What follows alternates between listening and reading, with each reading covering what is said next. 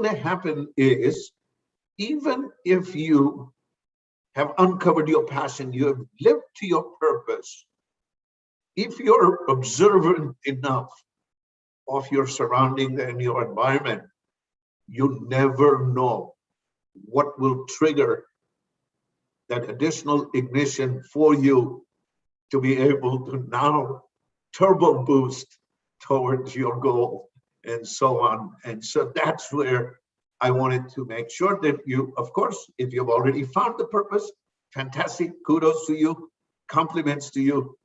If you are still searching for it, don't hold yourself back. Be so observant that even the tiniest action or a decision by somebody else will, serious to God, trigger that ignition. Why I claim the story of my very dear, dear, dear friend who couldn't register for this event and found a close friend in Chicago, halfway across the world, to be able to do it for her. That's thirst, that's hunger. And if I don't deliver the delicious food or the drink, refreshment, I have not served my purpose. So let's get started.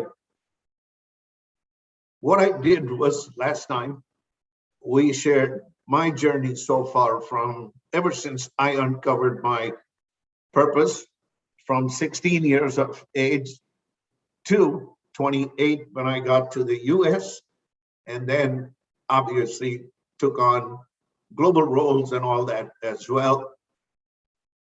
And yet I didn't get a chance to share some of the key stories as to what I'm never once going to claim. And I hope to God that you're thinking about this along with me.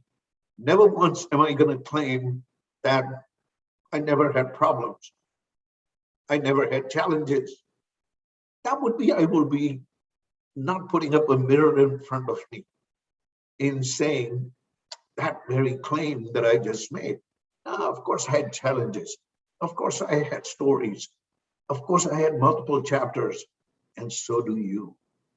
So once I share mine, let's get ready to share the stories that may come to you. So here is a story that comes to my mind. What did I do? Whether you want to call it a leadership story, whether you want to call it a management story, or you want to call it standing tall to myself. Here you go. Be with me in this banquet hall, because that's when they announced my promotion to become the regional vice president of AstraZeneca Pharmaceuticals in Michigan. 3 veterans in the company who were going to be my teammates, who would report to me. Right after the banquet got over, the announcement was made about Ben Pandya taking over the regional as the regional vice president. They were standing right outside the door. And whereas age is not important, I will give you the age just so that you know. They were in their upper 60s. They had been with the company 20 plus years. And one of them was very close to the president of AstraZeneca. All 3 of them were waiting outside. After the small talk and a courteous congratulations, one of them said, Ben, we want you to keep this in mind.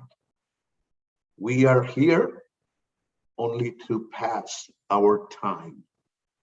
And because of that, you will leave us alone.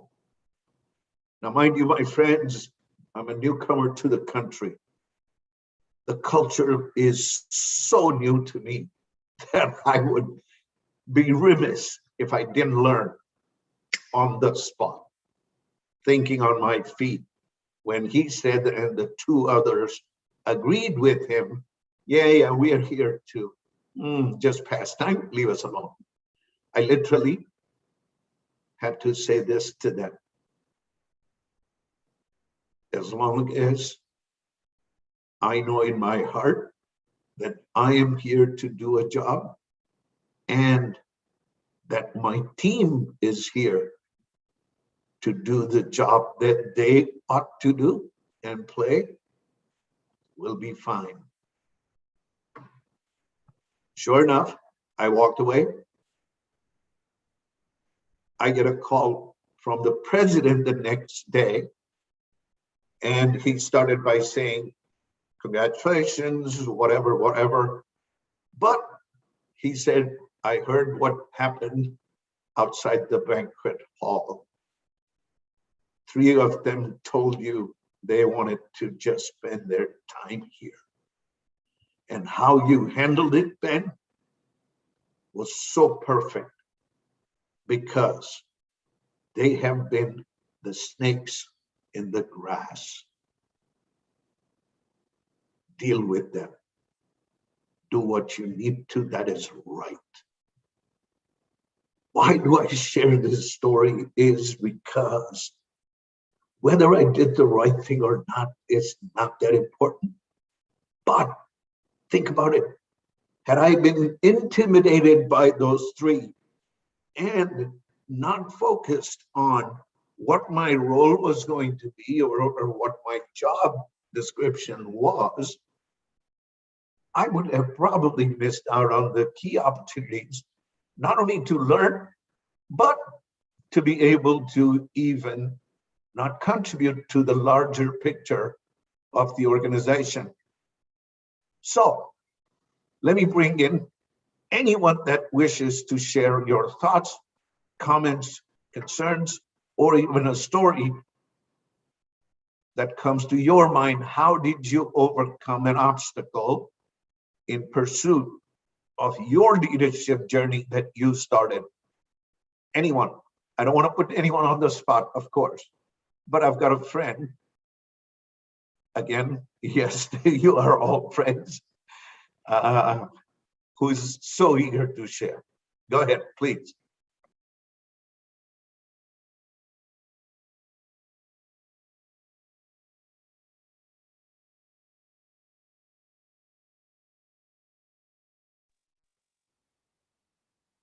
May I share?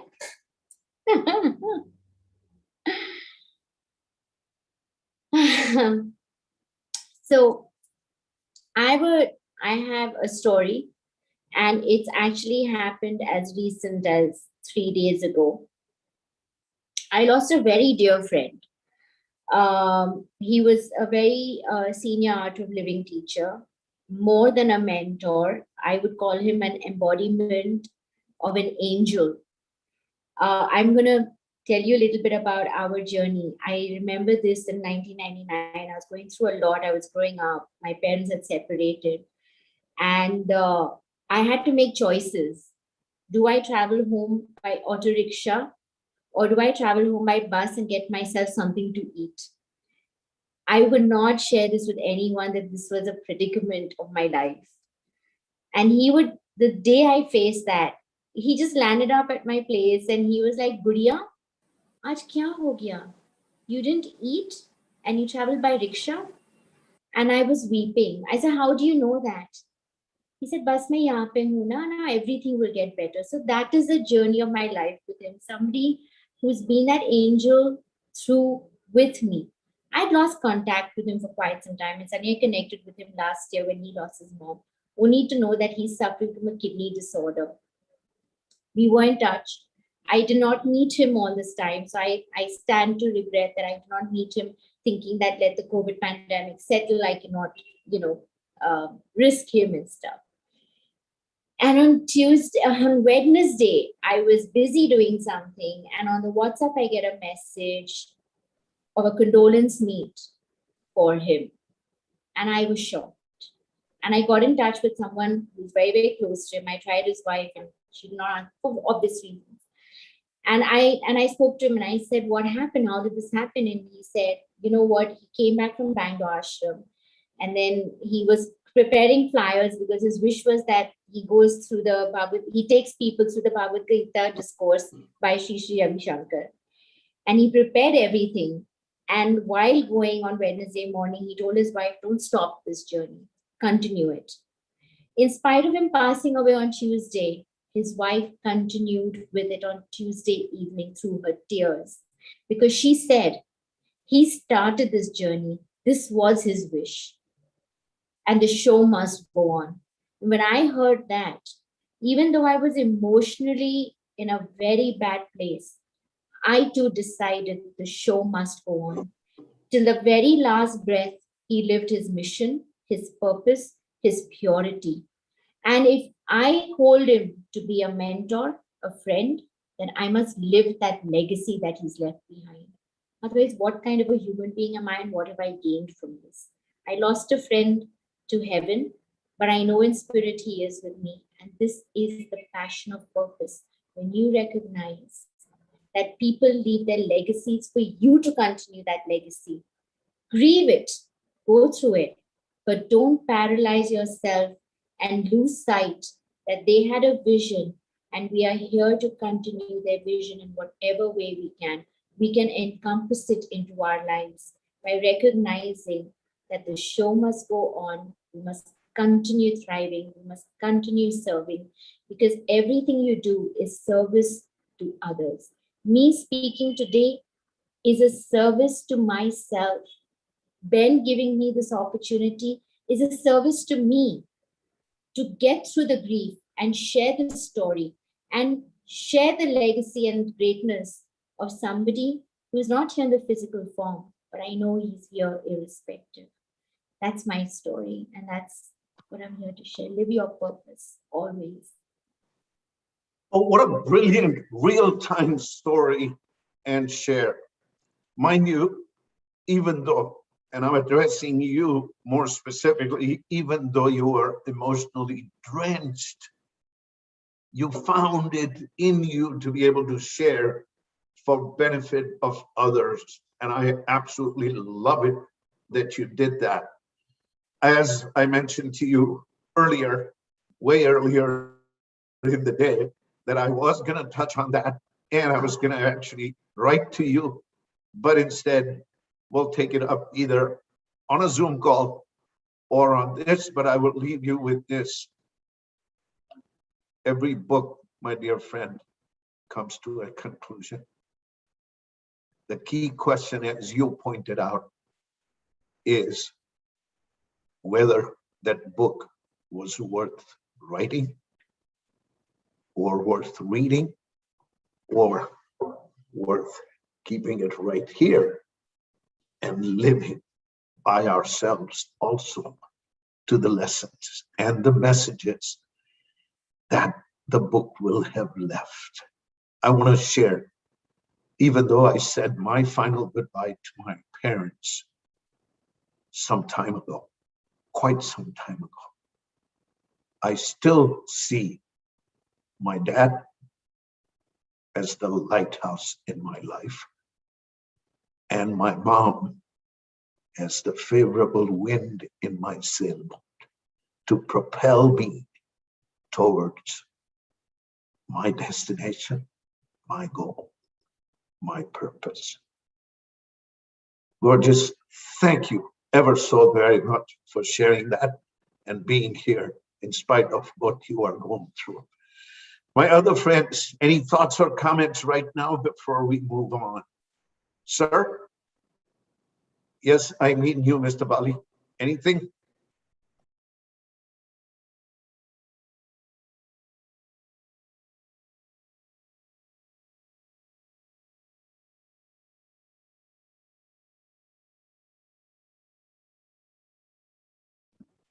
Let me jump back to what I talked about as far as we all will face obstacles. And for no better word available to me right now, we will have those that are envious of us, and therefore they will show, if nothing else, animosity towards our success. But given that, stand tall, put your foot down, and begin to think the road is so clear ahead. The sky will continue to be blue, irrespective of the clouds that may come in. The sun will rise and shine my day, right? And given that, so one of the biggest surprises for me was fast forward to 1998 with me when Astra and Zeneca merged together. And right before that, Astra and Merck merged together to become Astra Merck.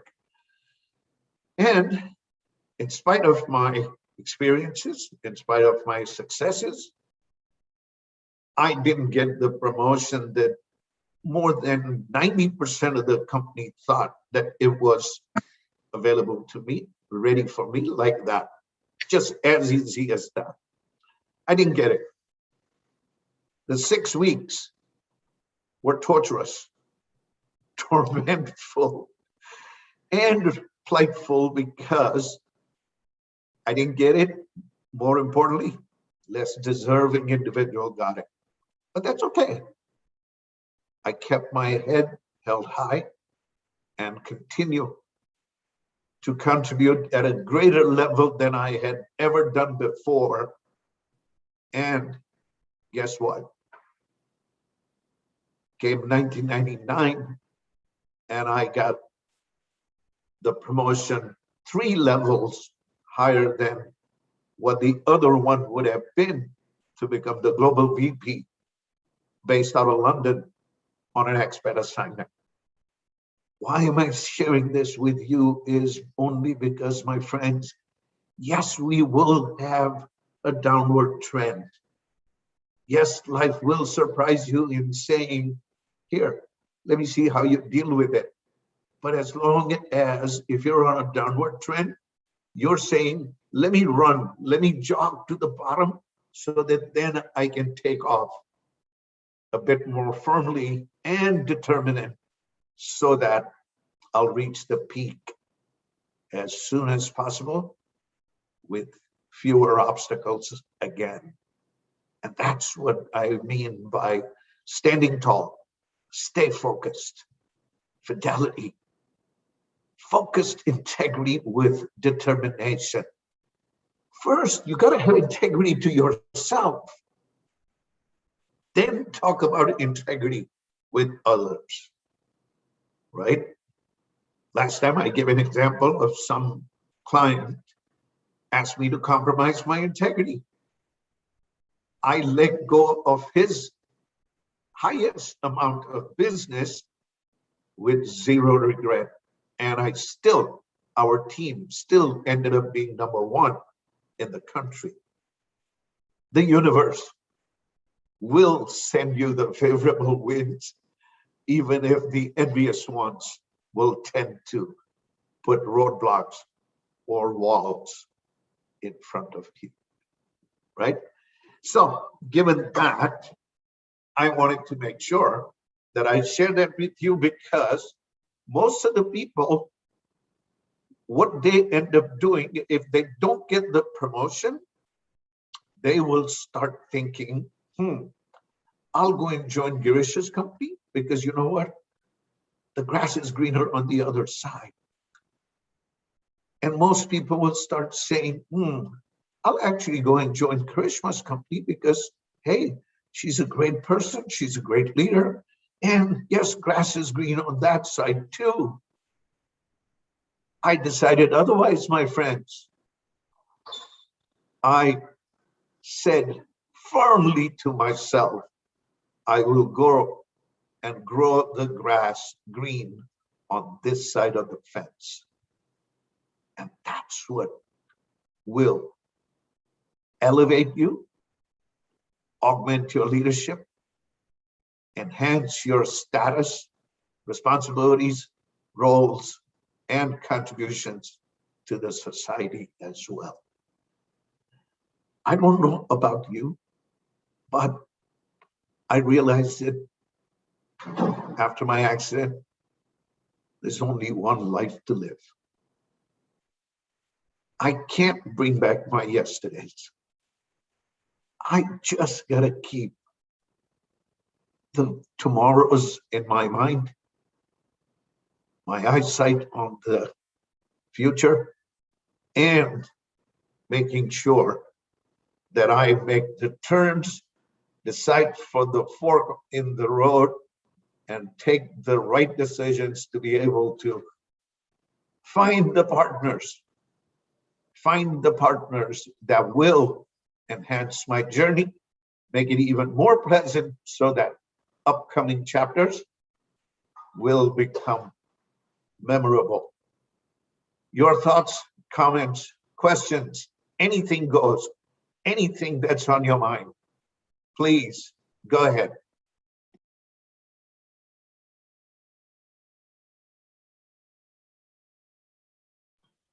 You know, Ben, in life, I've realized one thing, that there are no mistakes, there are no regrets, there are only lessons. Everything is a lesson.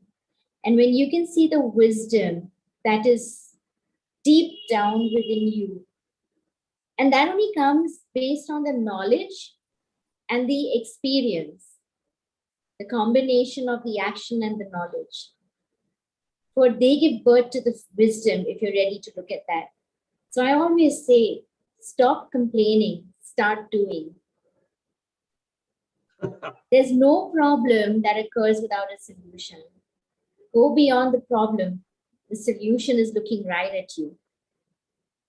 Yeah, brilliant. Absolutely awesome thought. Yeah. Anyone else? Girish, Shamshad, your thoughts, questions? Come on, twist my arm. Don't make it so easy. Okay. Hey, Shamshad, Ben. any thoughts? Yeah, you know, I'm double booked. So, but I listened to Karishma's story earlier. I was tempted to speak at that point. I just wanted to say that thank you for sharing that story. It's so inspirational. I know some of the stories from Ben, but this one was a little different. So I just wanted to thank you for sharing that. Absolutely. Absolutely. It takes clarity. It takes clarity to be able to seriously rise above. And people have titled me the Phoenix because of how I came back to the fullest. But if I didn't have my partner, my wife, next to me, I would have been a phoenix that would have been dull, a bit more hurt, continuing to be in pain. I'm laughing only because whereas I stayed in ICU consciously sedated for 3 weeks, she was the one that had to listen to the noise around her and curtail her emotions to stay focused and determined. People used to tell her to give up on me because this guy's not going to make it back. Even if he makes it back, he's not going to recognize you. Oh, and even if he recognizes you, he comes back, he'll have physical handicap and blurred speech, memory loss, all of that. She said, whatever she said, I am here with him, for him. That's all that matters to me. So we all have partners in our lives. Compliment them as much as you can. Don't be satisfied with 1, 2, 3, 400 compliments. Give millions of them. Just as we take million breaths, our heart beats hundreds of thousands of beats per day. Don't shortchange your partners and friends. Compliment them. because that will bloom and raise your fragrance even more, right? We talked about legacy. Karishma so rightfully, just in time, real time, brought it up. Legacy forward, and we will continue. The show must go on. Whoever may have said it the first time, I don't recall, but Karishma, my dear friend, for me as a child, the first time I heard that statement was when Raj Kapoor passed away, if you recall. And although I've not seen that movie in Mera Naam Joker, My Name is Joker, he claims that line also even prior to his demise. The show must go on, right? And so why did we name this the name of our organization? Just Aim for Success, because you will find there are, the biggest surprise that came to me was after reading, Girish, after reading my book, someone called me actually and said, your big book is so unique for me because my parents never once told us or talked with us about integrity and honesty. They just said, and they just taught us, go and make money. We don't care how you do it. And my friends, whereas that could be a short-lived success, for sustained success and therefore legacy, you gotta have integrity at the heart of it all. Unless you have integrity, you're like a bird with just one wing. You'll only fly a certain distance. And then your success itself will exhaust you.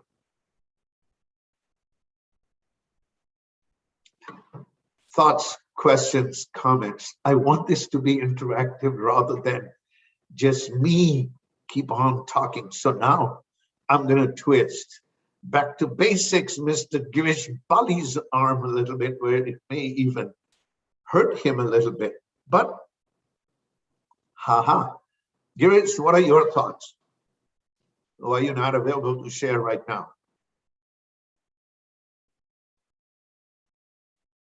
3, 2, 1. You can start joking with me too. We are live for the benefit of everyone and anyone.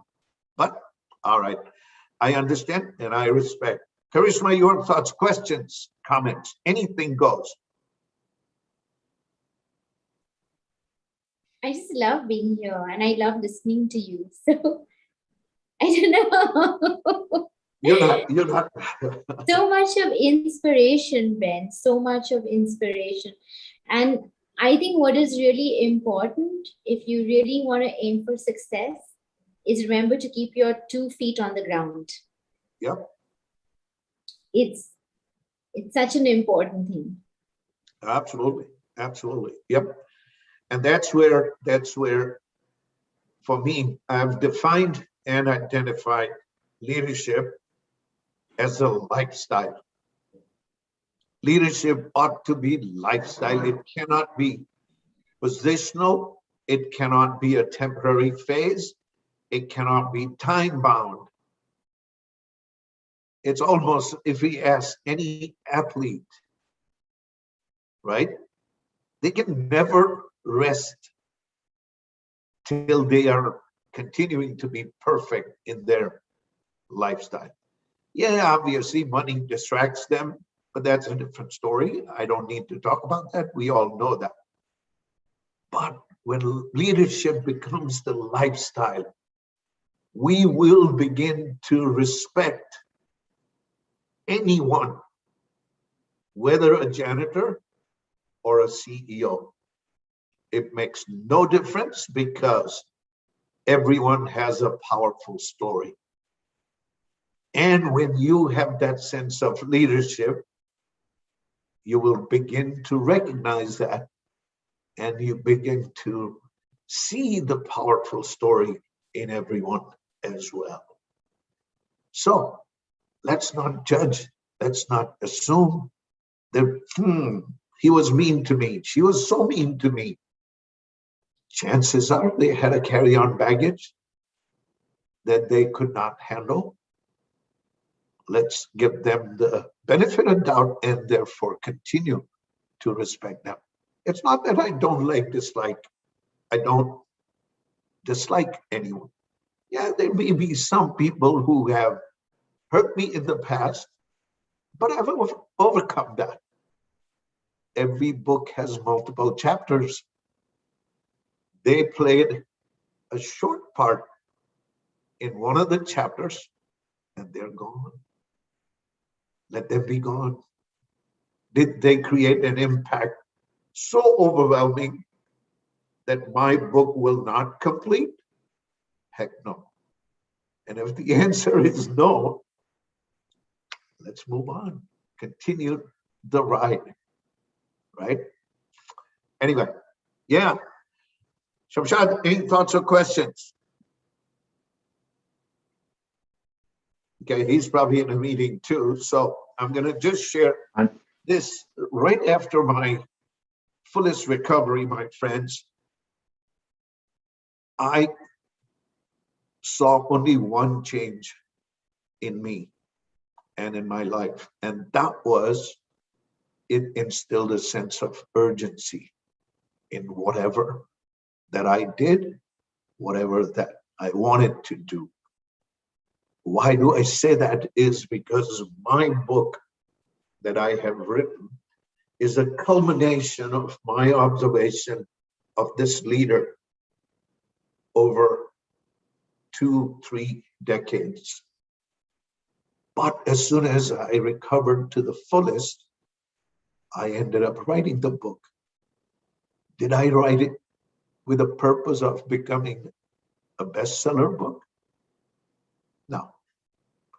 I wrote it so that it will make an impact and a difference, even in one person, one reader, one group, and one organization at a time. And I have loved it because that is what has happened. If you go and review some of the testimonials that the readers have given, they have been priceless, enormously enriching gifts and rewards for me. And that's what we ought to be able to do. Continue to have interactions. Every interactions make them so memorable, that not only 5-10 minutes, 5-10 weeks, 5-10 months, but 5-10 years later, they are walking down the street or driving or sitting down, whatever they're doing, they will think of, aha, I remember my interaction with Girish. I remember my interaction with Karishma. I remember my interaction with Shamshad. And by the way, yes, I remember my interaction with Ben as well. Girish, I see a hand waving from you, my friend, if you're ready to share or ask any question. Should I read that, or is that a false signal that I'm looking at? No, it's not false at all. I'm sorry about earlier. I have been having 2 ears. You know, we have 2 ears and we're using one for listening, one for listening others at the same time. I had a meeting, so I do apologize.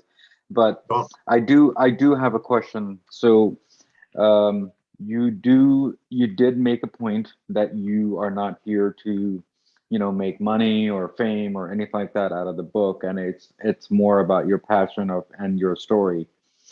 you think any project that we need to start has to be a passion versus a money making? What are your thoughts on that? At least in my opinion, it's a brilliant question. And the way I have lived my life is, and I'll share this with you because when a recruiter asked me this question for a marketing role in the largest organization, he was so surprised because he asked me, what motivates you? My response to him was a sense of recognition, the feeling of accomplishment, and delivering on beyond what was expected is what motivates me. He put his pad down, notepad down, pen down. He turned to me and he said very sternly, "You're the first one to ever tell me that money does not motivate you." This time, my comment back to him was, as long as I deliver and continue to contribute to what is expected, money will follow. Money will be side by side. Money is a parallel journey, just like the two railroad tracks. I don't doubt that somebody will keep the money that I have rightfully earned away from me. So to answer your question in brief, I would say, Girish, and all my friends, when you find your purpose and passion, yes, passion and purpose also should be monetized, but with this caveat: do it because it needs to build an avalanche or a snowball effect to grow from a small passion to a larger flower to the mountaintop and all that. But don't do it just for the sake of making money.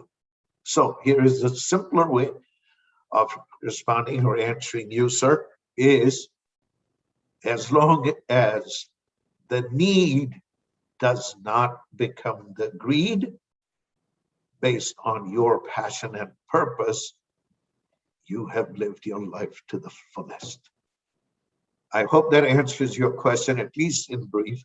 But if you would like for us to expand, I'm more than happy to do so. Your thoughts? No, I totally agree. Exactly what you're saying. I'm definitely grateful that you're on the same wavelength as me, and because my thought process is pretty much the same way. Because someone asked me a question that, you know what, should we follow the money or should we follow the passion? And I said, well, why not follow the passion first and then side by side later on when you start growing? So I think you said that in the avalanche way, and a snowball effect is pretty much the same thing that I said. Yeah, great. Thanks. Well, thank you. My partner, my CIO, who is also on this call, he lovingly calls me, you're like the ancient guru that only thinks about teaching without making any money. And I said, gurus never went. The real gurus never went looking for money. They were there just for the betterment of the society. Obviously, they got into money because of the royals and the kings, and they became their students, disciples, and therefore they brought them the riches. But they brought them the riches not because the gurus expected that. They brought them because that was their sense of offering and a gratitude. So you're absolutely right. Thanks for enhancing my statement and argument by suggesting avalanche or a snowball. Same thing. It becomes bigger and bigger and bigger, sometimes to the tune of even uncontrollable. Thank you. Other thoughts, questions, comments? Okay? We started with awareness is the first step in any journey we wish to take. And I gave you an acronym, Fidelity. I'll give you again. And that is focused integrity with determination to empower legacies and legends in intuition, trust, and yearning for learning.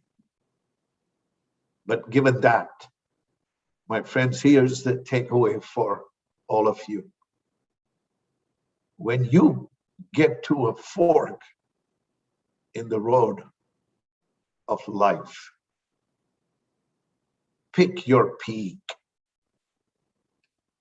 Why I say pick your peak is pick also is an acronym I want you to use, and no, pick your peak. P for pick stands for passion. I stands for integrity. C stands for care and curate. And K stands for knowledge. Become so greedy with knowledge that you gather and hoard as much as you can to be able to share with the rest of the world. Pick your peak. And the peak on the PEAK stand for plan with persistence, empower, and energize. Align with aspirations and know others as much or as well as you know yourselves. My friends, pick your peak. You'll never be lost in life. I salute you. I am immensely grateful, and I thank you, respect you, adore you. Shamshad, your thoughts. I think we are close to the conclusion. I would like to get some more perspective from Karishma and Girish.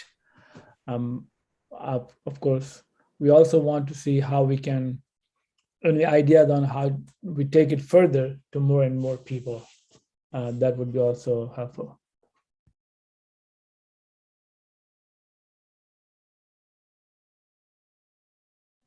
Girish or Karishma?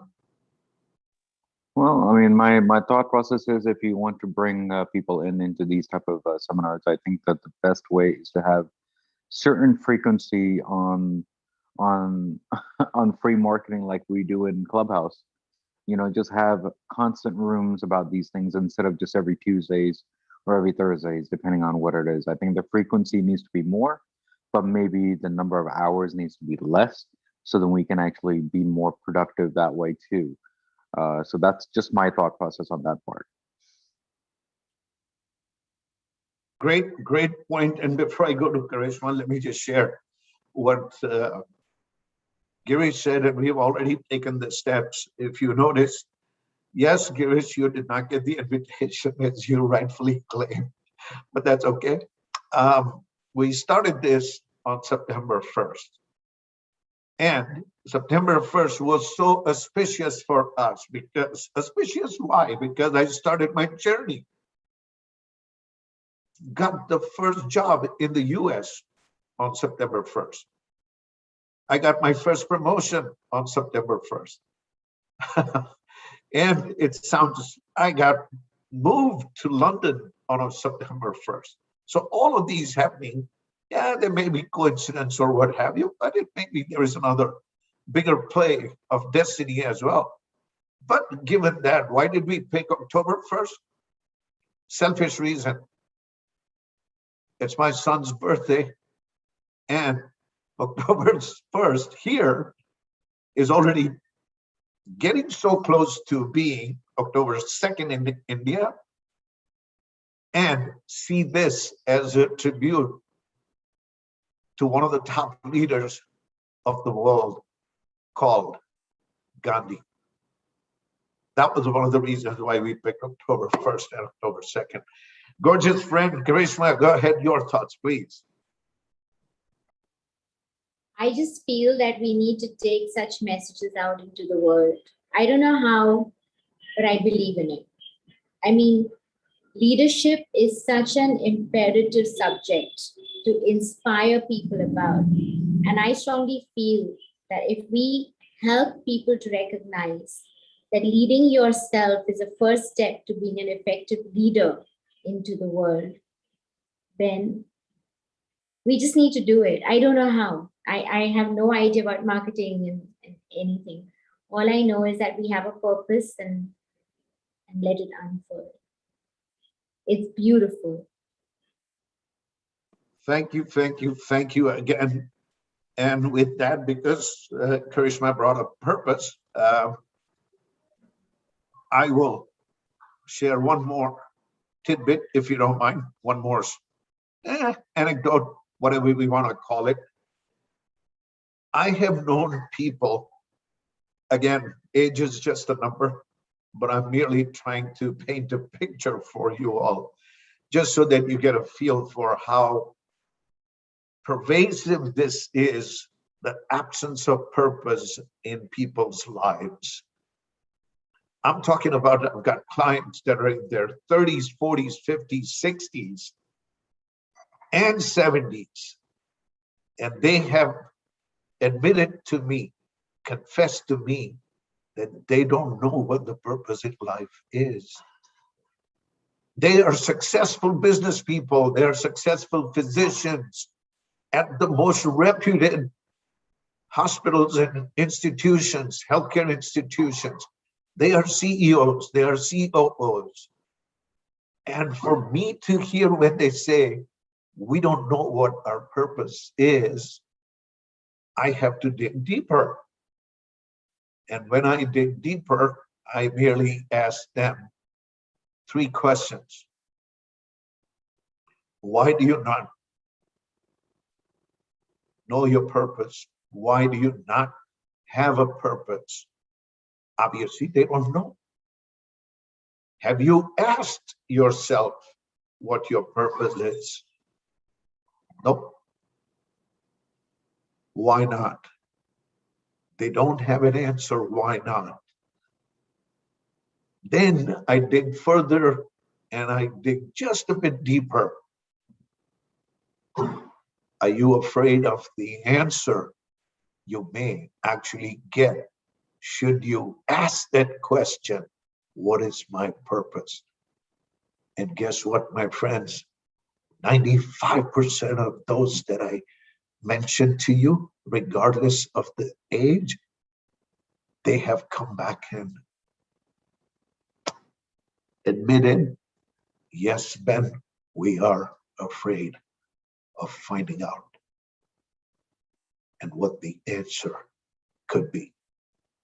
Again, let me leave you with that, with humble salutations. Namaste.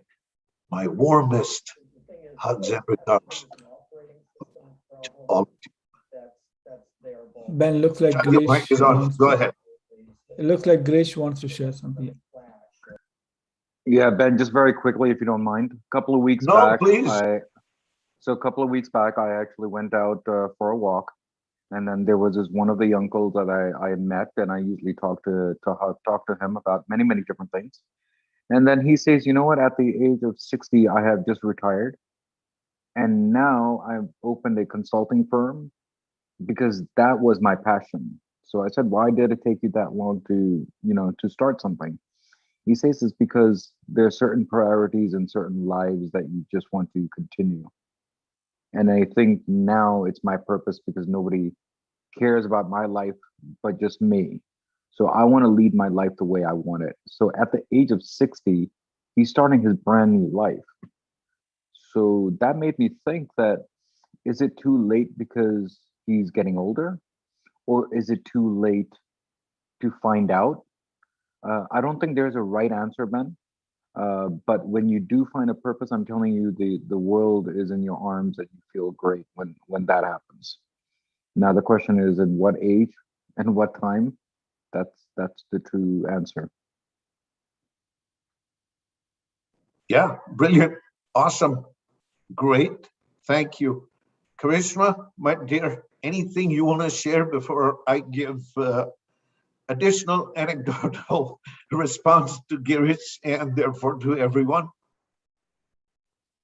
No, I just want to add to Girish's experiences that I see my father today at 72 living his true purpose, because he's closest to that child adult. And I feel so bad that his entire life he had to go through so much to today say that I found peace in my purpose. So I don't think that is ever the right age or the right time, or should it be earlier or later. I feel it just happens when it happens, and we should celebrate that it happens for them, for us, for everybody. That's just thought, because I see my father through that. Would you please do us a favor and give him our most humble namaste when you get a chance, and salute to him. And with that, Girish, I am so tempted, and I will share with you. If you look around history, if you look around any society, Ratan Tata is still going so strong at 80 plus. Guess what? So is Warren, right? And I've got a friend who is a retired colonel from US Air Force, 88 years old. And he confides in me, obviously not to the tune where he gives any secrets out, but he told me that after he left and retired from the Air Force, it had become his lifelong dream to do masters in economics, and life hit him, because we know life happens, shift happens. And given that, he graduated with masters in economics at 62. I had a friend, yes, I call him, I had a friend who's still so close to me in spirit, but he was my classmate, and he left his job and his family, which is a longer story, which I will share some other day. But because he wanted to graduate, was his lifelong dream to graduate from Thunderbird Graduate School of Management. He was my classmate. He graduated when he turned 67. And poor thing, right after the graduation, he was diagnosed with pancreatic cancer, stage 4. We ended up saying final goodbye within 4 months. But those 4 months, my friends, became so stellarly memorable for us. I would go and visit him every single day at his hospital, at his hospice facility. And that's why I started the session by saying, be curiously observant of your surroundings. You never know what leadership stories have been written right in front of you. Thank you all. Shamshad, your show.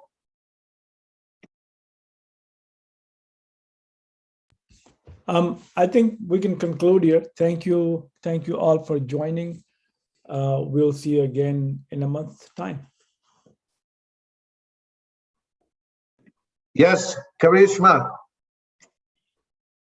Thank you. We love you. Girish, Love you, Ben. we love you and adore you. We'll see you soon. We'll see you soon.